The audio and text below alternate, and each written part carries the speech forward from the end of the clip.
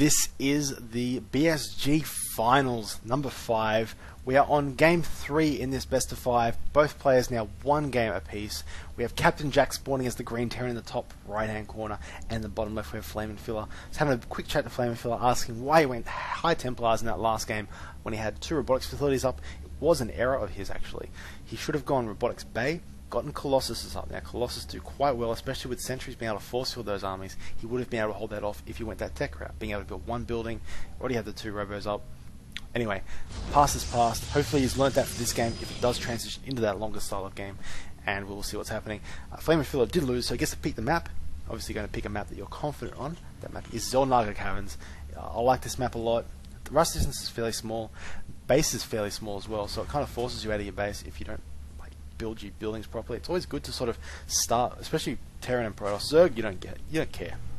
You can bunch all your tech buildings together, they don't build anything. Build 3 hatcheries in your main, you can fit it fine. But Terran and Protoss, because all your add-ons and pylons and stuff, you need to really spread your units out.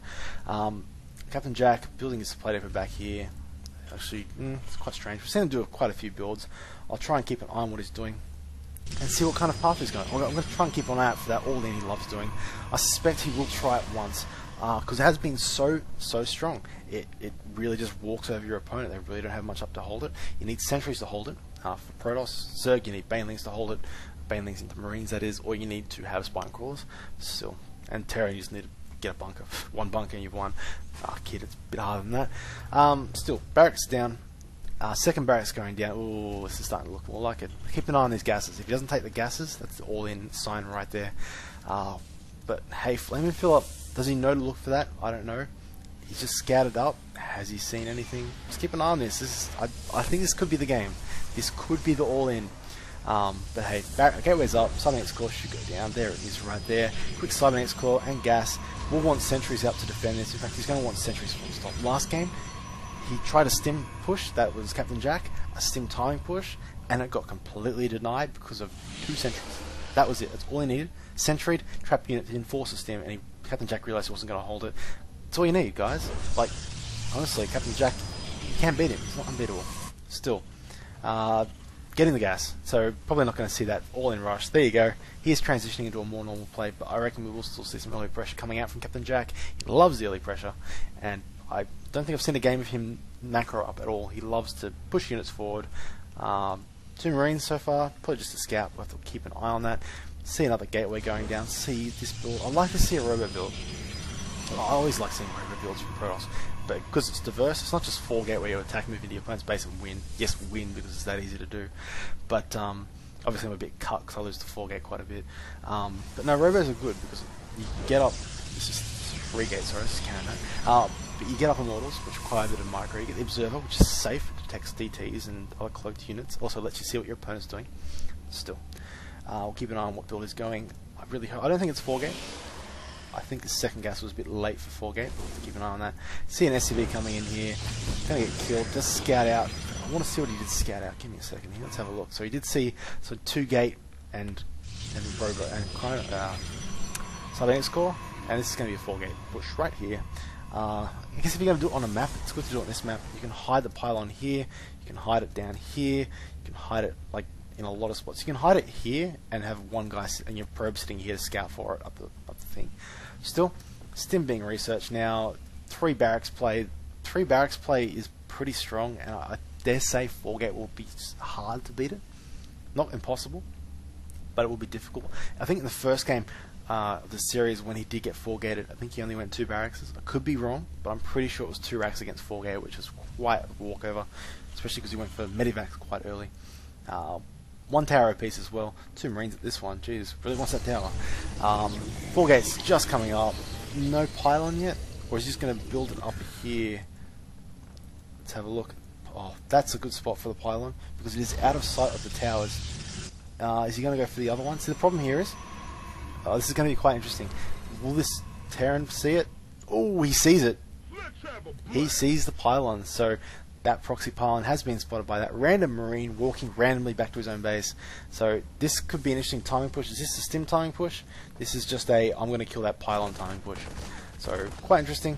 Obviously there's no point warping in now with a bunch of units coming down here. I'm glad he doesn't do that. He still has a probe, so he can still build it somewhere else. Small blow, but not game ending yet. Honestly, just put the pylon right on top of him now. Get the units to support. Use these to support. Maybe imagines they're coming forwards, but they're not. No, okay.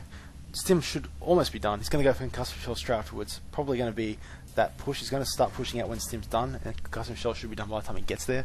Possibly that. He knows the 4 gate's coming. He's scouting for it now, so he knows there's going to be a pylon somewhere. Sends out the Marines and stuff to scout for it, but it's not coming. 4 gate without a push is not going to work too well. That's a lot of zealots, actually. Actually, this is really smart. So he's expecting a push, so he's putting his zealots down here. So when he pushes forward, he obviously gets into this ramp area here. He'll pull back a little bit, and then he'll move forward with the zealots and come in from behind, forcing him either up the ramp or away from his base. And he can shield them all in and kill them with the zealots. But this isn't coming. This is not coming. Okay, we'll have to see what these players do, because they've got to transition from here to something, or they've got to attack. I dare say neither player will attack, because they're both very passive. As I say that, he moves out with the 4 gate, so... Wow, they're like listening to me and just going, I can do the complete opposite of what you're saying. Still. Factory going down now. This is going to lead to reactor here and starport going down probably. There's the starport. Definitely wants to get medivacs for his Marine Marauder army. And there's the reactor. Wonderfully predicted. Goes forward and just kills that pylon. Pylon. Kills the Marine on that tower, so it gives him a bit of sight. And the Marine there just sort of patrolling, I guess. So this is quite interesting now. We're going to see drops, or we're just going to see medivacs used for healing. Bunker going down. Knows there's a 4 gate up. But honestly, bunker isn't automatic defense. Pylon going up here. Pylon going forward. He's going to build it somewhere up here. Let's see up here. That'd be nice. But no, just leaving the probe there to get killed, which is not a good idea. Warping in more stalkers. Not much else really going on though. Might see a push soon. This would be good. Thing with the bunker is, don't sacrifice that probe. You need to build another pylon. It does sacrifice it. Sees the bunker going up, but you can use sentries to force field that bunker to prevent it from being repaired. It does load up with 4 Marines. This push could be quite good. Pushing in now. First one's going to get killed. Then here come the guys, and these force fields. Wow, that's actually really good force fields. And he's moving forward here. That bunker will die in a second now. But he's losing a lot of units. I think there's way too many units now. He needs to pull back, otherwise he's going to lose all his army, and he does that. And honestly, Captainjack in a very good spot here. He has stemmed a lot, so his army is quite weak. He has to macro up now, Flaminflier, to get this army back up. He is going for a 5th gate. Oh, okay, that's really committing to the all-in, because you can only go 5 gates on one base. So you can't really go 5 gates on one base. It's more just sort of like, if you haven't been macroing properly, you get that up, just sort of catch up a bit. Are we going to see a push though? No. Captainjack content to camp. He's playing really defensively. If he learns how to expand, he could be a very good player. Like, he's really good at sitting back defending, especially against some of these harder pushes. If he expanded right now, he would be in a good lead. If he doesn't expand though, I reckon he's going to be a bit behind because, well, not even behind, but equal, because one base against one base, there's no real advantage. If you're defending, you want to be defending because you have an economy advantage. So 5th gate will get up. This is going to turn into a really long game. There's the command center. Moving out as he builds a command center. I would have liked him to start building that as soon as the push got pushed away. I mean, if you lose this army and he counters, that command center is going to be basically landing as they counter. Unless, of course, you just move out and hold the towers. But we'll have to wait and see. There's a free pylon here for him. He's going to love that. Not going to supply cap his opponent, though. But he's going to put him pretty close. He's going to force him to build a pylon. Pushing forward now. This is a strong push. Wow, this is actually stronger than I thought because those medivacs with energy obviously do quite a lot of healing.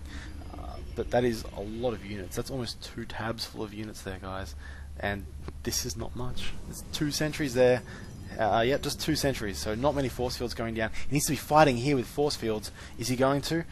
Here comes a push now. Oh, not fighting when he wants to, and his unit sort of half reacts. This is not good. He needs to force field to prevent this guy from kiting his zealots. And not a great force field. Really didn't have that many force fields though. He's going to get wiped out here. And I do think he's going to lose this game.